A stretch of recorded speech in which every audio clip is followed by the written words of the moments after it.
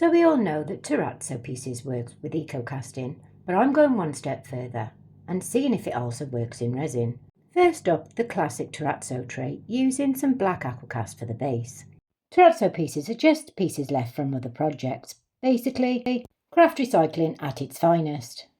And once it cures, it needs sanding back to reveal the terrazzo pattern. So for this one I'm using white terrazzo chips, which is going to stand out beautifully behind that black. Now usually I eye this, but I'm going to try and at least be professional for 10 seconds and accurately weigh it. Then goes in the recommended amount of water, which is 25 ml for every 100 grams. But straight away I could tell that this was going too thick, so I put more water into it, which says to me that I should have just eyed it in the first place. Sometimes it's just best to go with consistency. Now for the fun bit, adding the white terrazzo pieces straight into the black mix. And as you can see, I've added different sized chunks of grey in there as well.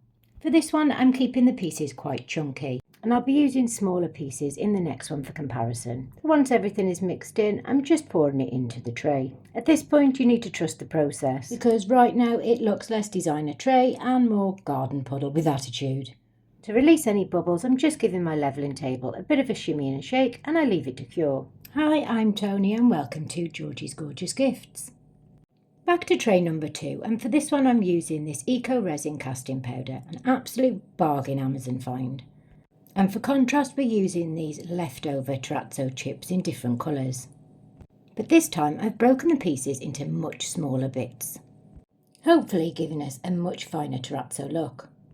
And after adding a few black pieces for contrast, I'm then mixing up my EcoPour. Again I mixed up 150 grams and I'm adding the terrazzo pieces. And after giving it a thorough mix, I pour it into the tray. But of course I'm short, so I've quickly mixed up a little bit more just to top it up. And after giving my table a little bit of a shimmy and a shake as before, it was time to leave this to cure and pretend that patience is one of my strengths.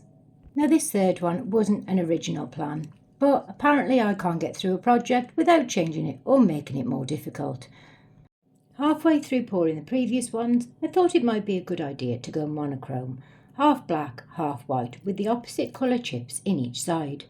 So after weighing, mixing and adding the terrazzo chips, it was time to pour it into the mould. And I'm pouring both at the same time so that they meet in the middle. The only thing I need to watch with this is that they are both different consistencies, so one might run into the other too much. I'm also hoping that the black chips have picked up this interference purple paste that was in the cup that they were in. Everything was going so well until, while I was pushing down some chips on the white side, I accidentally dragged a few white drips across onto the black. And I knew that this would annoy me, so I'm just getting them up with a baby wipe. Because I don't want this to mix up too much, I'm only giving this a gentle tap before leaving it to fully cure. The best thing in my opinion about eco-casting powders is that you don't have to wait long to demould them. So I'm starting off with the first one we made with the black Aquacast. And honestly, this one has turned out really nice. It's got a lovely clean shape, beautiful finish. Can't really see the terrazzo pieces yet, but trust the process, they are in there. The one thing I will say is that black Aquacast makes an absolute mess of your moulds, but if you wipe it straight away with a little bit of alcohol and a baby wipe, it lifts off so much better. Next up is the white tray. This time you can already see some of those chips peeking through the surface.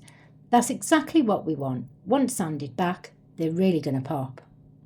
And even though I've got my gloves on, I can't stop touching them because they both feel absolutely gorgeous. Why is it us artists like to stroke our work? And don't deny it because I've seen you do it. So this is the one that I was looking forward to, the black and white monochrome tray. And I'm hoping that once this is sanded back, we're going to get the white chips on the black side and the black chips on the white side. But first I'm popping them on my cake drying racks to fully dry. Trust me, if you rush EcoPour and start standing too early, it will crumble, snap or chip and ruin your mood instantly. Right, now for the part that nobody talks enough about, sanding. This is where the terrazzo really comes to life because we're removing that top skin and revealing all those hidden chips underneath. But this isn't just a 2-minute job. This took forever and it really is hard work. The best way I've found to do this is with a low grit wet dry sandpaper, whilst constantly dipping it into a bucket of water. This stops the dust from getting everywhere. Plus it's a lot easier to sand when it's wet. So while I continue on my 2-day mission to sand these, I'll leave you with some music so you can watch the magic happen. Are you stopping by? Let me show you how to make resin fly. Glitter swirls in colors that glow. Georgie's Gorgeous Gifts is the place to go. Hit that subscribe, hit that like. Let's craft the day and light the night. Georgie's Gorgeous Gifts, run by Tony, it's true. We're making magic just for you. Yes, the sanding is hell, but in my opinion the technique is so worth it to reveal these beautiful terrazzo pieces. But the white eco casting powder on the other hand has much more of a Jesmonite style feel to it, so it didn't sand back quite as nicely as I'd hoped for. And again for the same reason, this black and white one didn't sand back as well as I'd hoped. So rather than fight that centre seam, I decided to lean into it and turn it into a feature. So I'm adding some water-based gold foil adhesive straight down the middle. Then once that had been left to go tacky for around 3 hours, I'd start with the gold foil. This is going to help to blend that join between the black and white areas. So I'm tearing up small pieces and gently laying it over that centre line and pressing it down so that it catches onto the adhesive underneath. Then with a large soft brush, I'm brushing away all the excess foil. All this needs now is sealing, which I'll do off camera. Now for the experimental stage. Because I clearly don't know when to stop, so I wanted to push things a little bit further and see if terrazzo pieces work in resin too.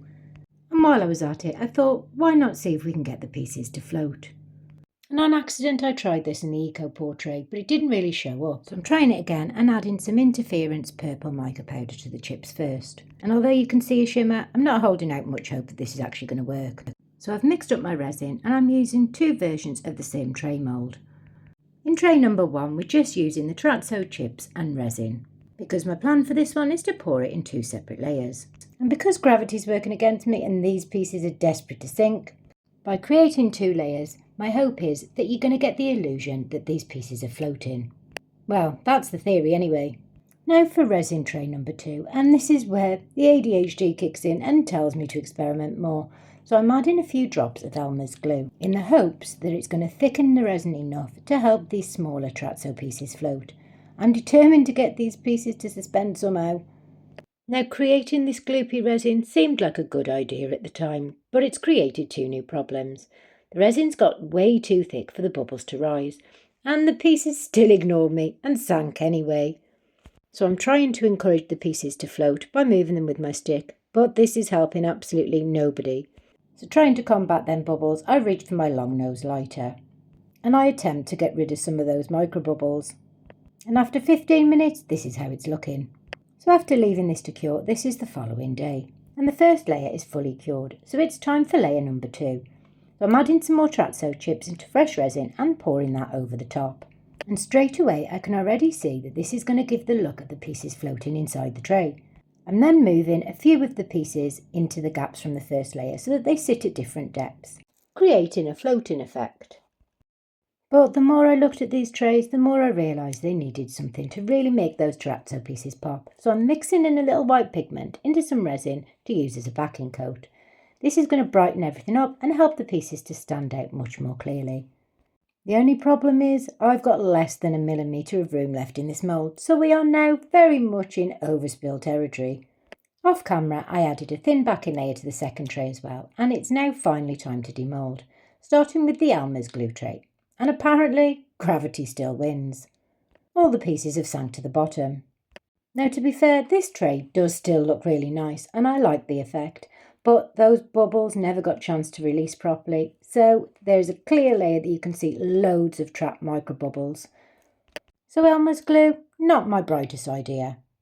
And now for the layered tray. This is the one I was most excited to see. And it's worked really well. The terrazzo pieces genuinely look like they're floating inside the tray because they're all sitting at different depths. There is a little bit of overspill, but that's easy enough to snap off and tidy up. The only thing I would change is the layer line where the 2 pours meet. Next time I'd add the second layer when the first is semi-cured rather than fully cured. But that's probably me just being picky. But overall we now know that terrazzo pieces absolutely do work in resin, just in a completely different way than they do in EcoPour. And in my opinion both sets are really cool in their own way. So here are the 5 pieces now they're finished, and although they still need sealing, my personal favourite is the black EcoPour with the contrasting white terrazzo chips. And at least I learned something that the white casting powder I used isn't particularly great for terrazzo pieces. But I honestly think this would have been really nice if the white had sanded as well as the black. And the same thing goes for this monochrome piece. So I think this one deserves another try. But the real test was the resin pieces. And my favourite is definitely the layered one, because the pieces really do look like they float in. So all in all, I would say that this has been a success. And I hope this video has inspired you to go and do some experimenting of your own. So that's all from me for tonight. I've been Tony from Georgie's Gorgeous Gifts. Stay safe, happy crafting, and bye for now. Let's craft the day and light the night. Georgie's Gorgeous Gifts run by Tony, it's true. We're making magic just for you.